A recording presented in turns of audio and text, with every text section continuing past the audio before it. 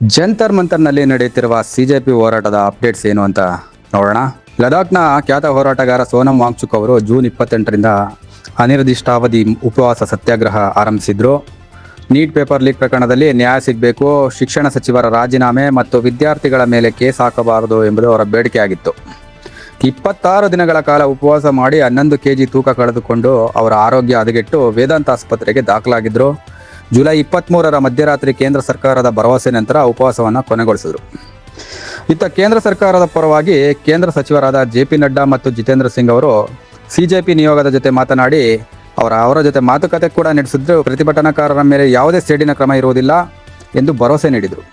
ಪ್ರಧಾನಿ ಮೋದಿ ಅವರು ನೇರವಾಗಿ ವಿಡಿಯೋ ಕಾಲ್ನಲ್ಲಿ ಮಾತನಾಡಿದ್ದಾರೆ ಅನ್ನುವ ಒಂದು ಗಾಳಿ ಸುದ್ದಿ ಕೂಡ ಹರಡಿತ್ತು. ಆದರೆ ಅಧಿಕೃತವಾಗಿ ಇದು ದೃಢೀಕರಣ ಆಗಿಲ್ಲ ಅಂತ ಅಂದ್ಬಿಟ್ಟು ಕೇಂದ್ರ ಸರ್ಕಾರದ ಪರವಾಗಿ ಮಾಹಿತಿ ಬರ್ತಾ ಇದೆ. ಇನ್ನೊಂದು ಕಡೆ ಈ ಪ್ರತಿಭಟನೆಗೆ ವಿದೇಶದಿಂದ ಹಣ ಬರುತ್ತಿದೆ, ಸಮಾಜಘಾತಕ ಶಕ್ತಿಗಳು ನುಗ್ಗಿವೆ ಎಂಬ ಆರೋಪಗಳು ಕೂಡ ಸೋಷಿಯಲ್ ಮೀಡಿಯಾದಲ್ಲಿ ಕೇಳ್ತಾ ಇದ್ವಿ.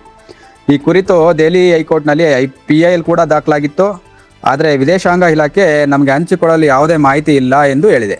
ಮತ್ತು ಹೈಕೋರ್ಟ್ ಕೂಡ NIA ತನಿಖೆಯ ಮನವಿಯನ್ನು ಕೂಡ ಅದು ತಿರಸ್ಕರಿಸಿದೆ. ಹೈಕೋರ್ಟ್ ನಾವು ಕೂಡ ತನಿಖೆಯ ಬಗ್ಗೆ ಈಗ ಸದ್ಯಕ್ಕೆ ಯಾವುದೇ ಒಂದು ಮನವಿಯನ್ನು ಸ್ವೀಕರಿಸ್ತಾ ಇಲ್ಲ ಅಂತ ಕೂಡ ಹೇಳಿದೆ. ದೆಹಲಿ ಪೊಲೀಸರು ಜಂತರ್ ಮಂತರ್ನಲ್ಲಿ ಈ ಕ್ಷಣ ಎಂಬ AI ಫೇಸ್ ರೆಕಗ್ನಿಷನ್ ವ್ಯಾನ್ಗಳನ್ನು ನಿಲ್ಲಿಸಿದ್ದಾರೆ. ಪ್ರತಿಭಟನೆಯ ಆಸುಪಾಸಿನಲ್ಲಿ ಕ್ರಿಮಿನಲ್ ಹಿನ್ನೆಲೆಯ 215ರಿಂದ 400 ಜನರನ್ನು ಗುರುತಿಸಲಾಗಿದೆ ಎಂದು ಮೂಲಗಳು ಹೇಳ್ತಿವೆ.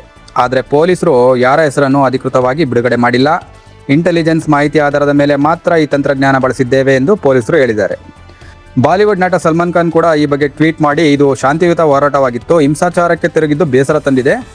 ವಿದ್ಯಾರ್ಥಿಗಳು ಧೈರ್ಯಶಾಲಿಗಳು, ಆದರೆ ರಾಜಕೀಯ ಹೈಜಾಕ್ ಆಗದಂತೆ ನೋಡ್ಕೊಳ್ಳಿ ಅಂತ ಕಿವಿಮಾತು ಹೇಳಿದರು.